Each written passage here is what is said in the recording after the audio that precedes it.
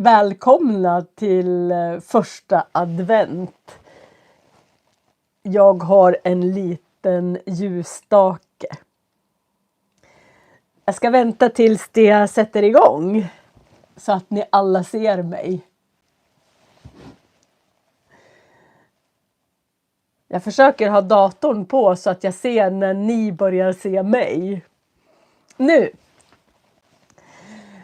Hej och välkomna till första advent. Jag läser här att Barbara är förkyld. Jag var ju sjuk förra söndagen, eller började bli förkyld. Och jag har legat däckad, säger man, i en hel vecka. Välkommen Gunda, Christian, välkommen, hej allihopa. Och Barbara och Flower Spring, Victoria. Idag är det första advent och jag har en liten adventsljusstake där. Hej Gamse, välkommen. Ska hälsa er lite välkomna. God eftermiddag kära Ekaterina. Jag tror... Andrea heter du. Det är inte så lätt att veta vad ni heter när jag bara gissar när jag ser era namn på YouTube. Själv heter jag Learn Swedish så att, på YouTube, och det heter man ju vanligtvis inte. Välkomna allihopa till söndagsfika den första advent. Hej Samantha, välkommen. Ja, idag. Hej Tadese, och jag vet inte hur jag ska uttala det där namnet. Orbra, nej. Vet inte. Huongha, välkommen. Allan, välkommen. Olha ska jag uttala det, vad bra. Och Barbara känner nog Olha. Ja, men det är bra att ni interagerar med varandra. Ja, det har varit en ganska bedrövlig vecka här i det Rödemarkska huset. Därför att både jag och min man blev jättesjuka efter söndagen. Min man hade över 39 i feber och jag hade över 38. Och jag brukar aldrig ha feber. Så jag är väldigt tacksam att jag är så här frisk. Nu är jag bara täppt i näsan och jag hostar. Hej Marie, välkommen. Det kommer in en Marie utan E. Jag stavar med E. Ni är otroligt välkomna allihopa. Och idag så är det första advent. Rödemarkska, vad är det för språk undrar Viktor? Jo, men man brukar säga så. Petterssonska huset. Alltså Petterssonska hemmet eller Rödemarkska huset. Jag vet inte varför man säger så. Det betecknar att det är vårt hem. Och så tar man efternamnet. Det funkar inte på alla efternamn. Hej Alice, välkommen från Australien. 10:00 på kvällen tror jag det var i Australien. Ja, det är första advent. Vi har haft en bedrövlig vecka. Ja, jag är nog lite sjuk. Det värsta är att tack så hemskt mycket Shabir, krya på er. Tack, tack. I Sverige så måste man ha läkarintyg om man är sjuk mer än en vecka. Så nu har jag varit sjuk en hel vecka. Så jag tror att jag har svårt kanske att få läkarintyg att vara hemma när jag bara är förkyld. Men samtidigt så tror jag att jag kan jobba imorgon. Jag har väldigt många lektioner imorgon. Hela dagen. Men jag tänkte prata med mina elever. Hur jag kan översätta till franska? Ja, om ungefär 1 timme så finns det svenska undertexter. Alltså 1 timme efter att ha tagit slut. Då kan jag lägga svenska undertexter. Och så fort jag har svenska undertexter så kan jag lägga på andra språk också. Så ni som har svårt att hänga med vad jag säger, ni kan komma tillbaka och titta på den här filmen eller videon igen sen och koppla på undertexter. Så det kommer undertexter. Ja. Xarmotinja. Ja. Där uttalar jag säkert fel. Alors il y a des sous-titres en français dans quelques heures. Il faut attendre. Jag skulle bara berätta att det blir undertexter om en stund. Ja. Jag kommer jobba imorgon, men jag ska säga till mina elever att jag sitter på stolen. Jag brukar aldrig sitta på en stol. Viktor undrar om det inte skulle vara bättre om andra översatte texterna. Ja, om jag pratar en hel timme så tar det nästan säkert 2 timmar eller längre att lägga undertexter. Förut hade YouTube en funktion där andra kunde komma in och ge förslag på undertexter. Men jag tror faktiskt att de har tagit bort det. Så vi får nöja oss med Googles översättningar. Hej Irishas. Vet inte om det är rätt uttalat. Jag ska ta det lugnt hela veckan, men jag måste verkligen jobba den här veckan för att i Sverige så får eleverna på grundskolan betyg till jul. Och det närmar sig betygsdags. Jag ska dricka lite vatten. Det närmar sig betygsdags och många ska göra prov. Och så jag måste verkligen vara på skolan. Jag tror vi ska sätta betyg redan, inte nu på måndag, men kanske nästa måndag. Det är ganska tidigt. Och sen allting man gör efter det betygsdatumet så det går på nästa termins betyg. Jo du, vi har sid 55.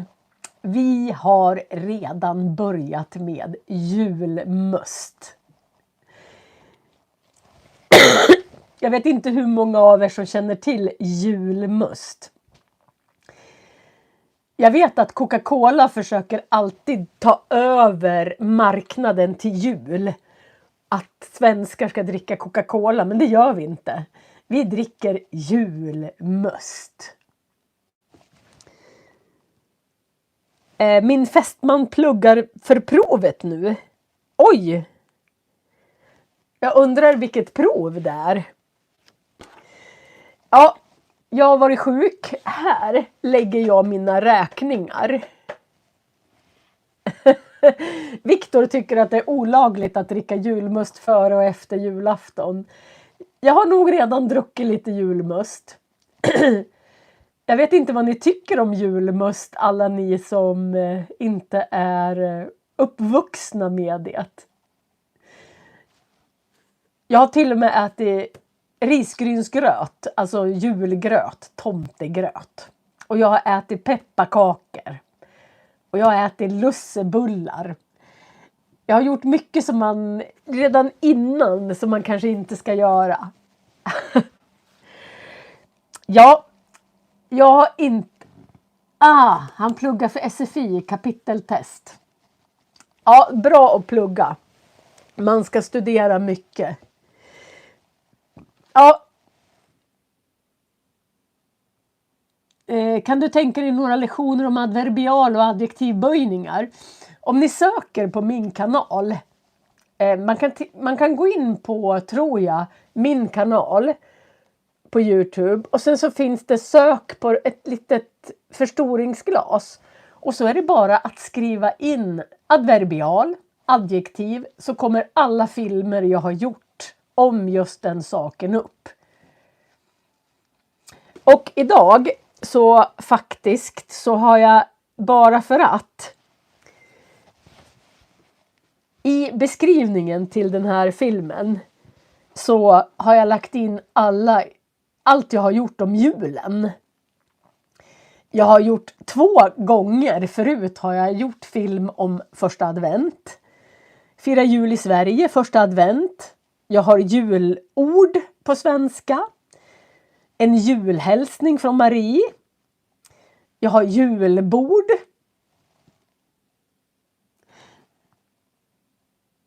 Ja, Viktor undrar om jag har tagit bort grammatiktorsdagarna. Jag kan säga att jag hann inte. Det kom så otroligt mycket i vägen, grammatiktorsdagarna, så jag hann inte. Jag ska försöka. Hela det här läsåret jobbar jag ganska mycket. Men nästa år, då går jag ner lite mer i tjänst. Och då kanske jag kan lägga ut 2 filmer per vecka. Jag gör ju även filmer till min franska kanal, till mina elever. Hej Nadesta, välkommen! Men om ni tittar i informationen till den här videon, så har jag lagt in en julhälsning. Jag och Anastasia gjorde faktiskt en julhälsning ihop en gång. Det ligger här, ni kan klicka på den. Och sen har jag 2 filmer om Lucia. Sen tänkte jag prata om julklappar. Jag är lite emot att bara köpa många julklappar. Jag gillar inte riktigt att man köper så mycket saker. Min son undrade vad jag ville ha i julklapp. Och jag tror jag vill bli bjuden på middag hemma hos honom. Det vill jag ha i julklapp. Ja, naturligtvis ger jag julklapp till barnen. Det gör jag. Men övriga familjen, vi brukar inte ge varandra julklappar. Utan vi träffas bara på julafton och umgås. Om jag ger bort julklapp så kan det vara en sån här grej. Den här fick min man 1 år.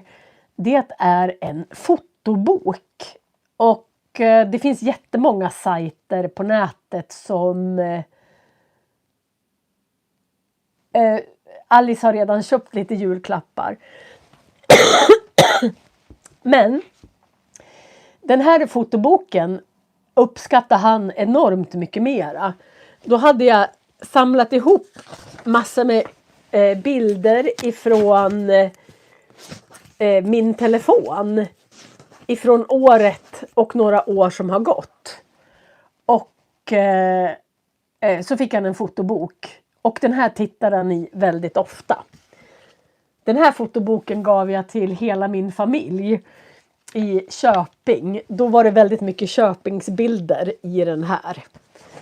Och massor med sommar.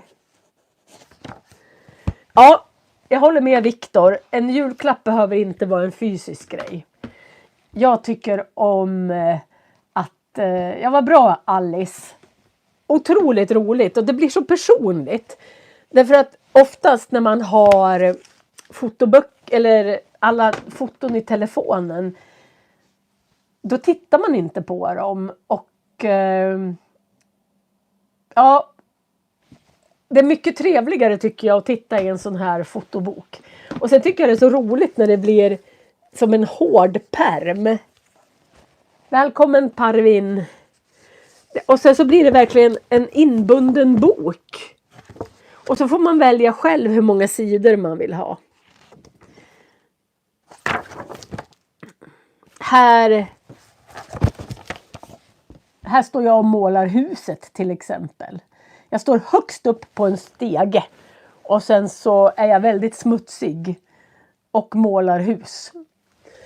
Och ja, jag tycker om den här idén.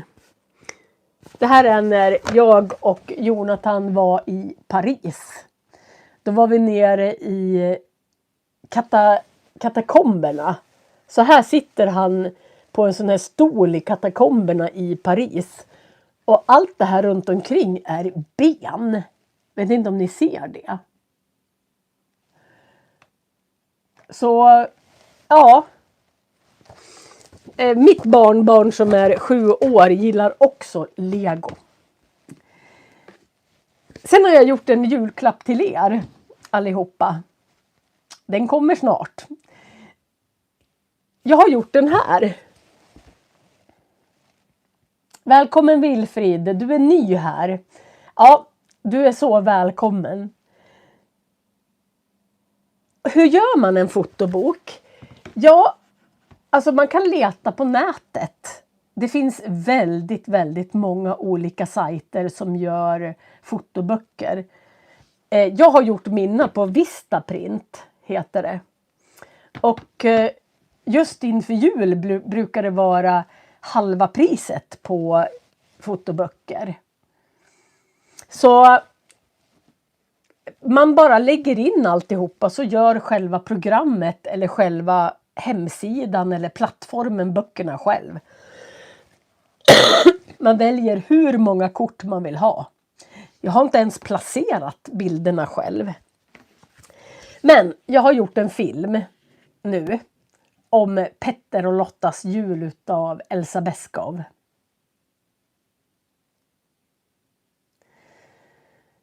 Ja, jag tycker att det är en bra idé med fotoböckerna Desta.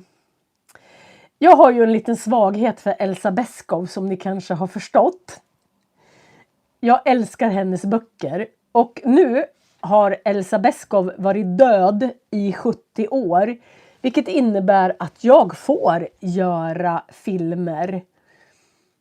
Alltså jag får ja, nu blev det rätt namn. Petter och Lotta, inte Pelle och Lisa eller vad 17 jag brukar säga. Men den här har jag precis läst in. Jag har dock inte gjort ordlistan än för det är nästan 600 ord. Och jag brukar dela in dem i substantiv, adjektiv och verb och bra-ha-ord som jag kallar dem. Alla de här orden som är bra att ha, som man säger hela tiden. Men den här bör komma ut i alla fall i veckan. Ska jag lägga ut hela Petter och Lottas jul. Och här får man verkligen se lite svenska traditioner. Hur har man firat jul och hur har man gjort? En annat boktips som jag har, och den får jag inte läsa upp. Jag får... Vänta.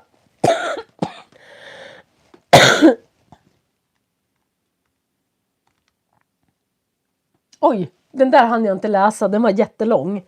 Jag får ta den sen. Men jag tycker om... När mina barn har varit små så har vi alltid läst Petson och Findus. Petson är gubben och Findus är katten. Och det finns otroligt många böcker om Petson och Findus. Och det här är Petson får julbesök. Jag tycker att när man lär sig ett språk så kan det vara väldigt bra att läsa böcker böcker, alltså barnböcker.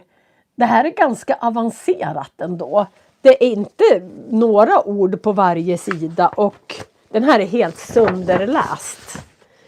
Det är liksom ganska mycket text ändå.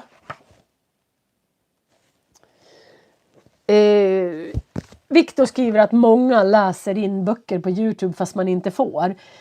Jag är livrädd att bli, vad heter det? Ja, få betala. Man kan ju få böta jättemycket om man gör copyrightbrott. Och det törs inte jag. Så att för mig är det viktigt att inte läsa böcker som man inte får läsa. Då kan jag få böta massor med pengar. Det påminner mig om Wallace och Gromit. Ja, det är väldigt inte samma lika alls.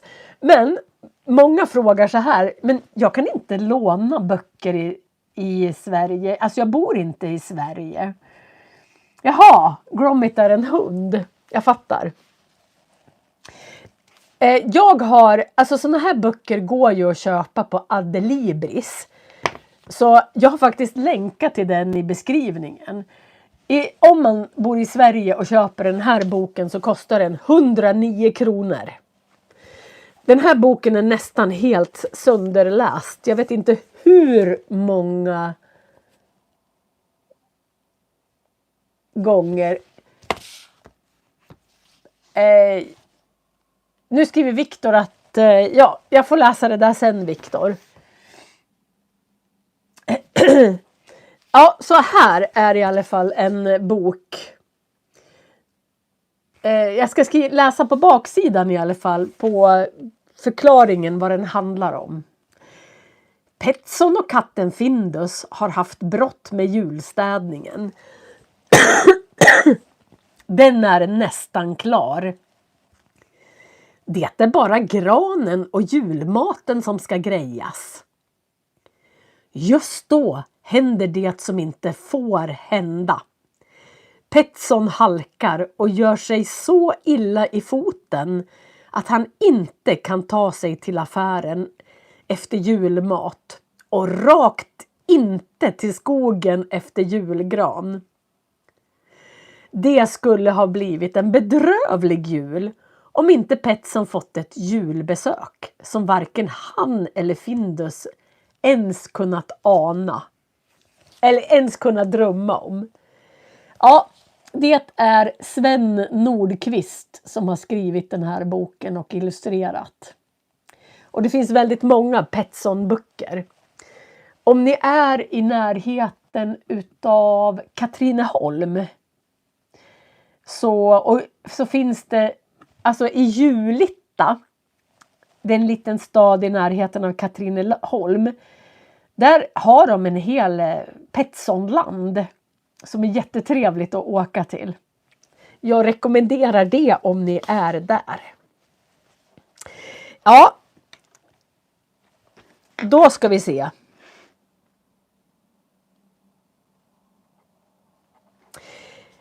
Jag tänkte ta några. Jag hörde ett uttryck på radion där de sa nu lackar det mot jul. Det finns ju väldigt många idiomatiska uttryck i Sverige och i alla andra länder också. Där man säger saker som, så nu tänkte jag läsa upp några som är julrelaterade. Okej. Det lackar mot jul. Det betyder att julen närmar sig. Man kan använda det. Ja, nu ser man att det lackar mot jul. Då ser man att det finns en massa julbelysningar och sånt. Vi säger också att julen står för dörren. Nu står julen för dörren. Och det betyder att julen snart är här. Välkommen Ifra.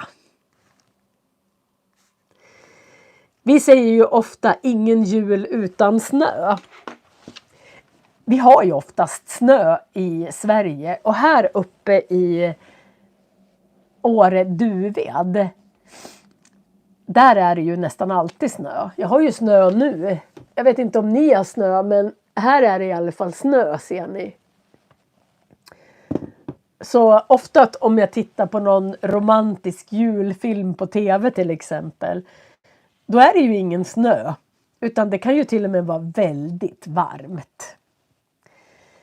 Har ni snö hemma hos er?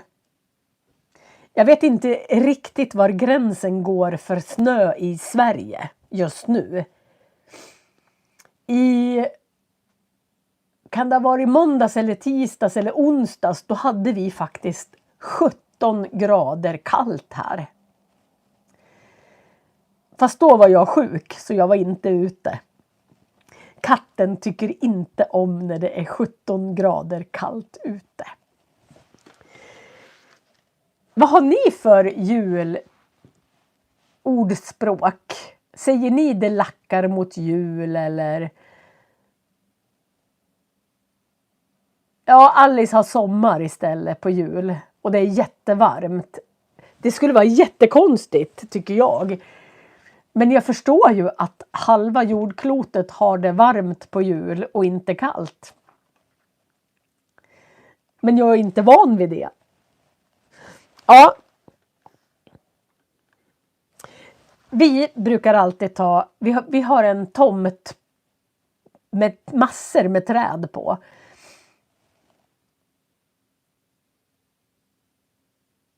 Oj. Anastasia har ingen snö i Sigtuna. Vi har snö i Övik. Jul står för dörren, säger ni på nederländska också. Ja. Jag tror vi har lite samma uttryck. Vi är ju ändå släkt med varandra. Språken är ju släkt med varandra. Liksom vi. Ja. Vi har julgranar på tomten. Så jag köper aldrig julgran. Utan vi brukar såga ner en julgran som ändå vi ska ta bort från tomten. Så nu har vi väldigt många små julgranar som kanske bara är så här. Men om 4-5 år, då kan de fungera som julgran.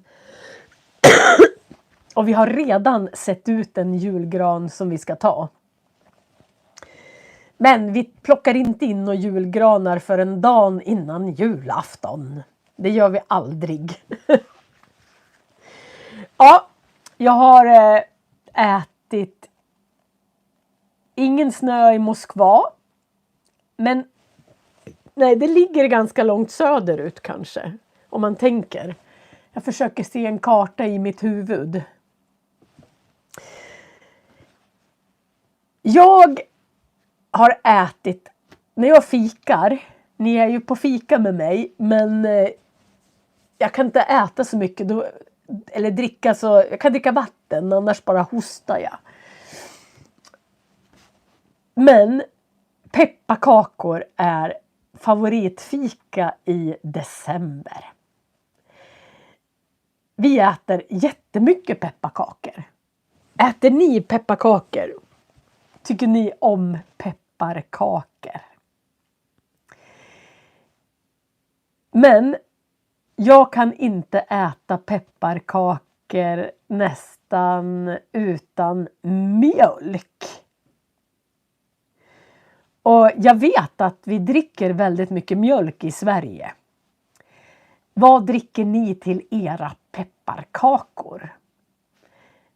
Alltså det blir någon sån här bra blandning i munnen utav smaken av pepparkakor och mjölk. Har ni inte testat så gör gärna det. Min man tycker det är ännu godare att ta lite grädde och äta pepparkakor.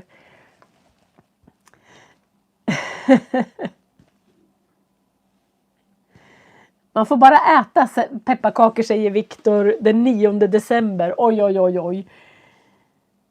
Ni dricker glugg till pepparkakor. Ja, mjölk som jag. Det är väldigt gott med mjölk och pepparkakor och kanske grädde också. En konstig grej som kom för några år sedan, det var att man hade ädelost. Precis. Ädelost till pepparkakor. Ja, ni dricker också med mjölk. Och ni dricker te och glugg och kaffe. Men för några år sedan så börjar man, vi har såna här ädelost. Det är ungefär som blåmögelost eller grönmögelost. Och då börjar man lägga sån ost på pepparkakor. Och då tänkte jag så här, nej, det kan inte vara gott.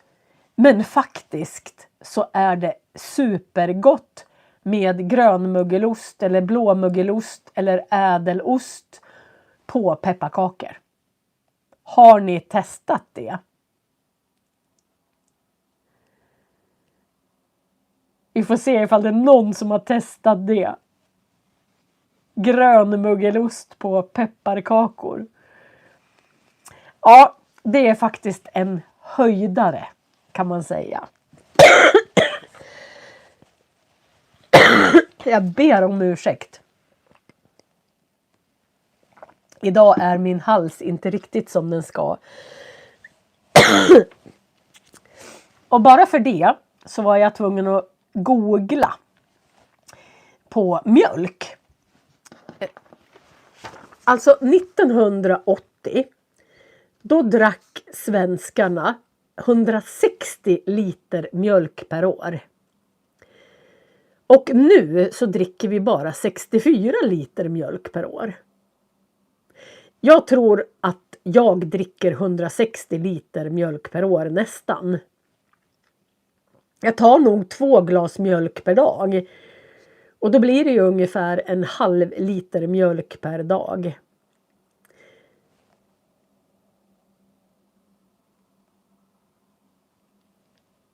Skånska pepparkakor med ost och med vatten.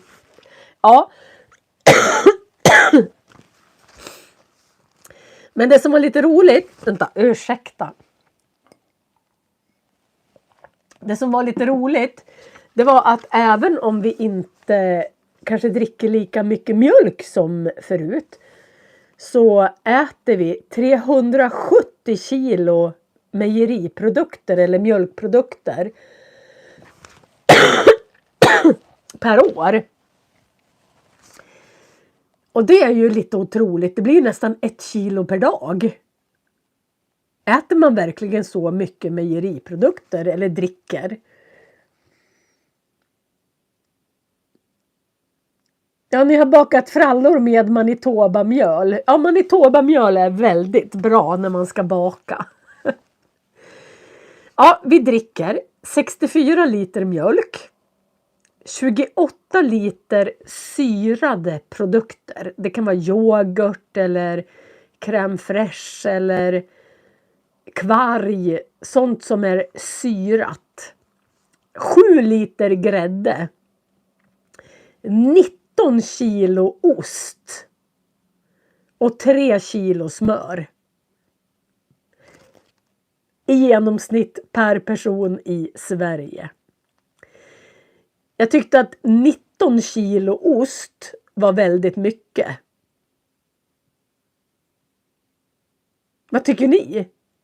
Äter ni 19 kilo ost per person och per år?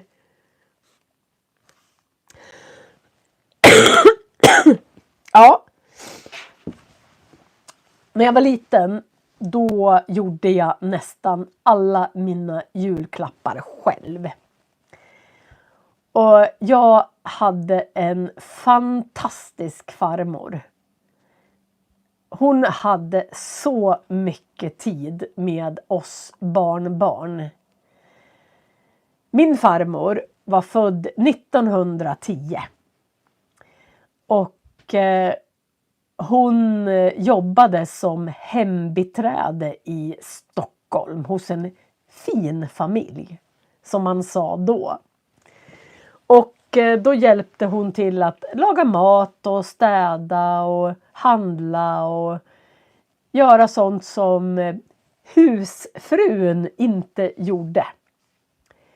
Men när min farmor träffade min farfar, de träffades ganska sent. Jag tror att min farmor var 30 år när hon träffade min farfar. Och det var väldigt sent på den tiden. Och när hon träffade min farfar så slutade hon att jobba och var hemmafru. Och tog hand om barn och hemma istället. Det kanske är därför hon hade väldigt mycket tid med oss barnbarn. Och min farmor lärde mig att både sticka och virka när jag var 6 år. Hon måste ha haft väldigt mycket tålamod med mig. Och jag var väldigt duktig att sticka och virka när jag var 6 år. Så jag tror att alla mina julklappar som jag gav bort från 6 års ålder och en bit uppåt, de hade jag gjort själv. De hade jag stickat eller virkat. Och fortfarande när vi tar fram alla våra julsaker så är mina stickade tomtar med. Jag gjorde en hel tomtefamilj. Ungefär så här stora tomtar. Tomtemor och tomtefar och 2 tomtebarn. Och jag tror att en tomte kanske tog uppåt 40 timmar att göra. Det är för att man stickar med fina stickor och så sydde man västar och kläder och klänningar. Och jag gjorde en tomtefamilj alltså till både min mamma och alltså jag gav bort jättemycket tomtefamiljer. Så ja, jag tycker om att göra julklappar faktiskt. Personliga julklappar. Oj, vad är skillnaden mellan att sticka och virka? När man stickar, jag tänkte om jag har... När man stickar har man 2 stickor och så sitter man så här och stickar tröjor. När man virkar så har man en virknål som man bara sätter garn på och har bara en krok liksom.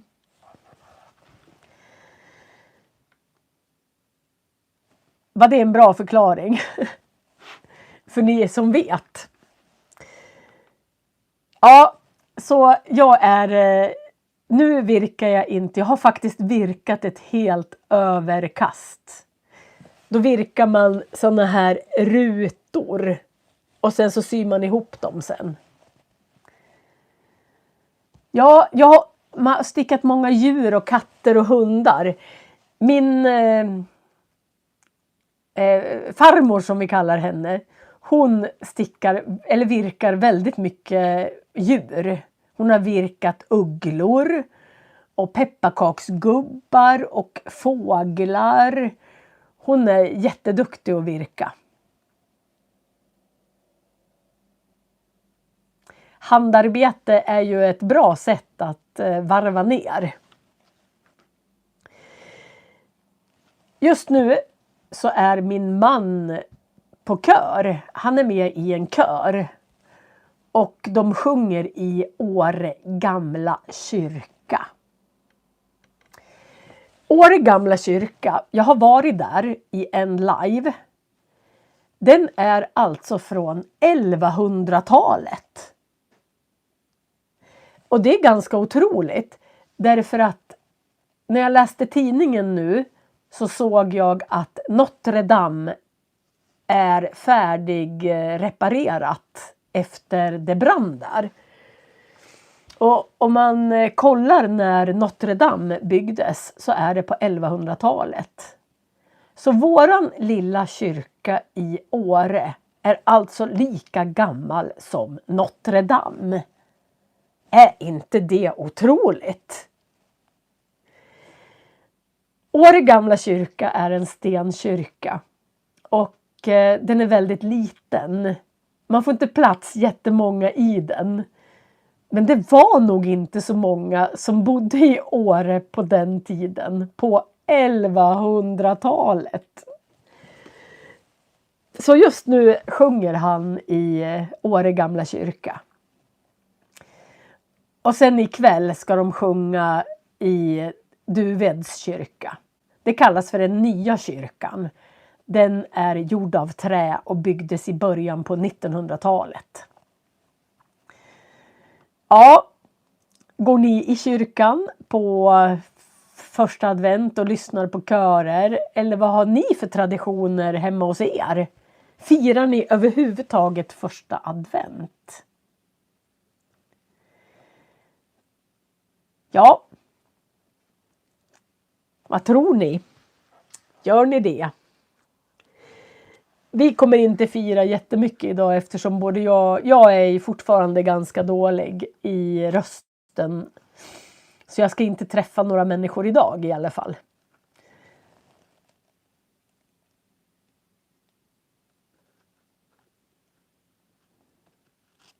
Den är lika gammal som Bitterdam. Alltså kyrkan. Ja. Hur gamla är kyrkorna hemma där ni bor? Har ni kyrkor ifrån 1100-talet? Jag tror att den byggdes runt 1150. Ja, Notre Dame. Notre Dame betyder vår dam. Notre är vår. Alltså vårt hus. Vår dam. Någon gång så pratade jag om ordtest. Och jag tänkte bara visa er en grej. Nu ska vi se om jag får med mig den här. Och så vänder vi. Nej. Här har vi, nu ska vi se. Jag sa någon gång att jag kunde 70 000 ord. Och jag tror att det var Viktor som undrade, men hur vet du det? Det finns en massa ordtest på nätet. Och här kan man faktiskt testa lite olika språk. Ni ser, nu ska vi se vad jag kan se. Här kan man faktiskt välja olika språk. Och sen så kan man klicka på till exempel svenska. Och sen, nu ska vi se. Och sen start.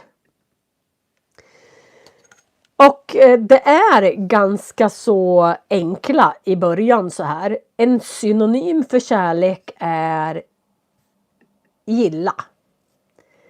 En synonym för mycket är många. En synonym för barn är, ja, man kan faktiskt säga unge för barn. En synonym för stor är enorm. Och så vidare. Så att här kan man faktiskt kolla. Och där har ni adressen. Jag har googlat till den här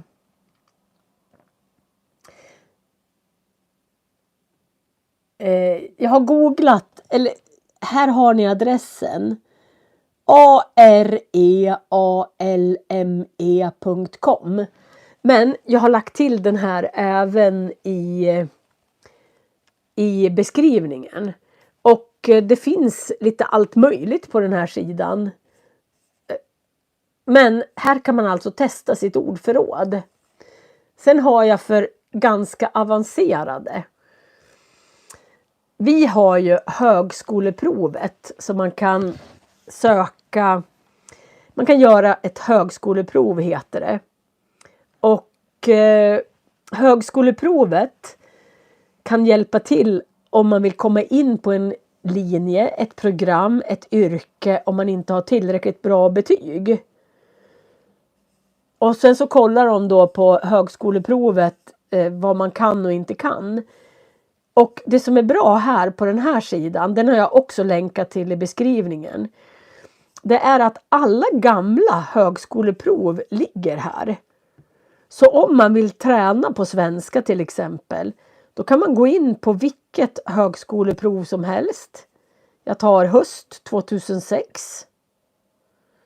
Och om jag klickar där så kommer de olika delarna.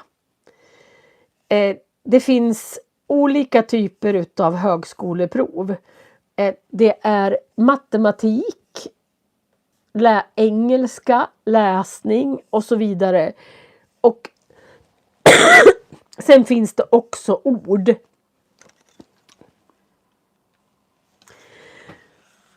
Just nu så säger de, har varit mycket skriverier i tidningarna om att det är så dålig alltså att ungdomar läser inte tillräckligt bra. De har inte tillräckligt stort ordförråd och universiteten och högskolorna sänder ut larm att eleverna klarar inte av kurslitteraturen. Och när man gör högskoleprovet då finns det en del som heter ord, alltså orddelen. Och då är det 20 ord och så får man 5 stycken alternativ. Vad det kan betyda för någonting. Och just den delen avslöjar ganska mycket hur bra ordförråd man har och hur mycket man har läst. Mitt råd är alltid att öka ordförrådet varje dag. Jag har läst väldigt mycket i mina dagar, alltså väldigt mycket. Jag har nog läst 3 böcker i veckan i hela mitt liv nästan. Och jag har nästan alltid alla rätt på högskoleprovet. 20 av 20. Och det är, alltså, försök att lära er minst 10 nya ord per dag. Ju fler ord ni lär er varje dag, desto lättare blir det att lära sig nya ord. Därför man tränar upp hjärnan. Och ju fler ord man kan i ett språk, desto lättare kan man koppla ihop orden också. Så mitt råd är alltid när någon frågar mig, hur ska jag lära mig svenska? Hur ska jag öka ordförrådet? Det är att ni läser böcker, läs artiklar. Skriv upp alla ord ni hör som ni inte förstår. När jag var 20 år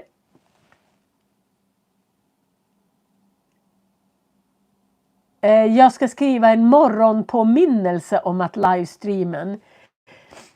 Jag kanske ska lägga ut att det är live. Ja, jag ska bättra mig. Jag brukar lägga ut att jag ska köra live bara en timme innan kanske. Förlåt, jag ska bättra mig. Men jag tycker verkligen att ni ska läsa och läsa högt.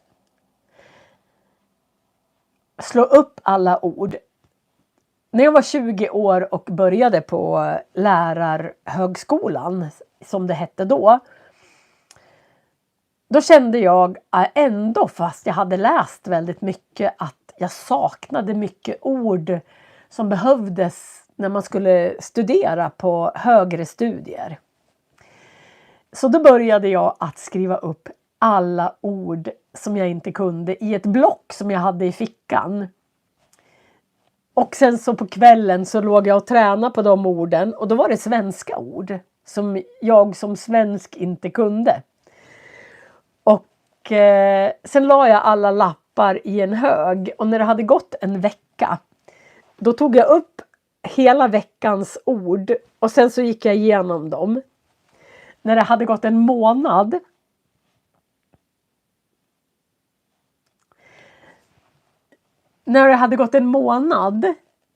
så tittar jag på alla lappar igen och repeterar dem. När det hade gått ett år så tittar jag på alla lappar igen. Och jag tror att det kan vara ett bra sätt att öva sig i språk. Man skriver upp de orden som är nya. Och sen tar man upp dem efter en vecka, efter en månad, efter 3 månader och efter ett år. Och sen så försöker man att komma ihåg dem. Men, tack Alice! Ja, jag är lite rädd för att åka ut med bilen imorgon. Jag har 35 kilometer till jobbet.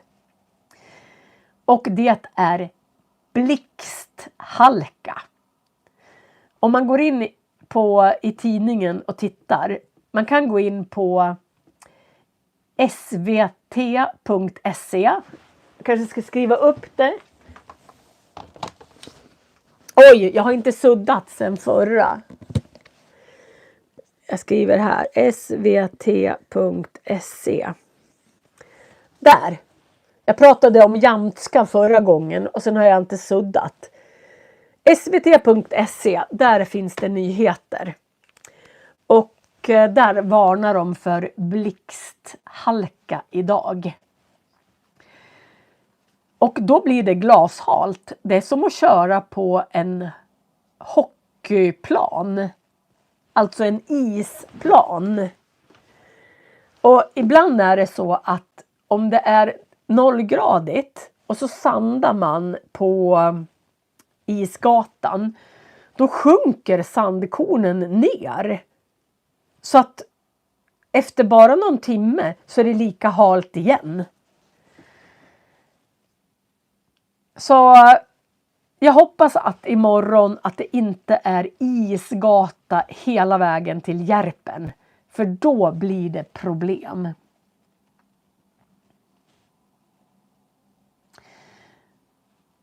Skillnaden mellan hitta och leta. Om man hittar någonting, man kan säga så här. Om jag letar efter någonting så vet jag inte vart det är någonstans. Jag söker och jag söker. Men när jag väl hittar någonting, då hittar jag det jag söker. Alltså då ser jag det jag letar efter. Så skulle man väl kunna säga. Nu hann jag inte läsa kommentarerna riktigt.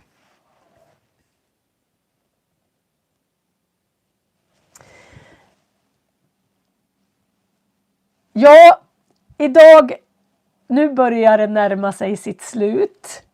Jag ska alldeles strax gå ner och dricka en kopp med ingefära. Jag brukar skära ingefärsbitar och honung och citron. Så nu ska jag ta det. Jag ska skicka länken till den här filmen till Texta mig. Då får jag den på svenska. Och sen så ska jag göra så att ni får undertexter på många språk. Och det är jättebra att ni ger varandra tips i kommentarerna. Nu såg jag att Alice ger tips om ADHD. Ja, jag ska krya på mig och jag ska ta hand om mig. Och jag ska ta det väldigt lugnt idag. Men jag måste jobba imorgon tyvärr. Men jag önskar er en fantastisk första advent. Och att ni tar det lugnt. Och att ni inte köper för mycket saker till jul. Och att ni inte stressar till jul. Utan det viktigaste är att Man umgås och har det trevligt. Det tycker jag. Ja, snart kommer Petter och Lottas jul. Och tack alla som har varit med mig den här timmen. Och tack för alla krya på dig. Tack för att ni tycker att det är trevligt att lyssna på mig. Tack Waffa. Så syns vi nästa söndag klockan 12. Tack Isman för att du har varit med. Och Marie, det kommer. Ça va viendre de sous-titrer bientôt. Tack allihopa.